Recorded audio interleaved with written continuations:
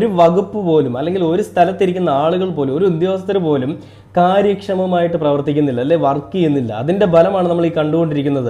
അതിന്റെ അനന്തരഫലങ്ങളാണ് നമ്മൾ കണ്ടുകൊണ്ടിരിക്കുന്നത്. നമുക്കറിയാം ഈ ഫുഡ് സേഫ്റ്റി എന്ന് പറയുന്ന ഒരു വകുപ്പുണ്ട് അല്ലേ.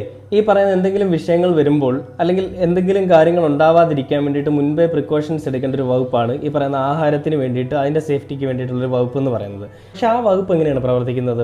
എവിടെയെങ്കിലും ഷവർമ കഴിച്ചോ അല്ലെങ്കിൽ എവിടെയെങ്കിലും പഴകിയ ആഹാര സാധനങ്ങൾ കഴിച്ചതിന് ശേഷം എന്തെങ്കിലും ഇഷ്യൂസ് വന്നു കഴിഞ്ഞാൽ, വയറിളക്കമോ അവർക്ക് എന്തെങ്കിലും ഛർദിയോ എന്തെങ്കിലും വിഷയങ്ങൾ വന്നു കഴിഞ്ഞാൽ അപ്പോൾ മാത്രം ഉണർന്നു വരുന്ന അഴയിൽ മുളയ്ക്കുന്ന ഈ കൂണ് പോലെയാണ് ഈ ആരോഗ്യ വകുപ്പ് അല്ലെങ്കിൽ ഈ പറയുന്ന ഭക്ഷ്യ വകുപ്പ്, അങ്ങനെയുള്ള ഒരുപാട് വകുപ്പുകൾ.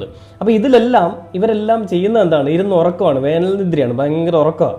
പെട്ടെന്നൊരു ന്യൂസ് കേൾക്കുന്നു, ഒരിടത്തൊരു കുഞ്ഞ് മരിച്ചു, ഷോക്കേറ്റ് മരിച്ചു. പെട്ടെന്ന് ഉണർന്നു കഴിഞ്ഞിട്ട് വിപ്ലവ സൂര്യൻ അങ്ങോട്ട് കത്തി ജ്വലിക്കും. വിപ്ലവം വന്നിട്ട് പറയും അത് ചെയ്ത ആളുകളുടെ ഭാഗത്ത് തെറ്റുണ്ട്, ഞങ്ങൾ അവരെ പറഞ്ഞു വിടും. എന്നാൽ അവിടെ എന്തുകൊണ്ട് സംഭവിച്ചു എന്നുള്ള ചോദ്യത്തിന്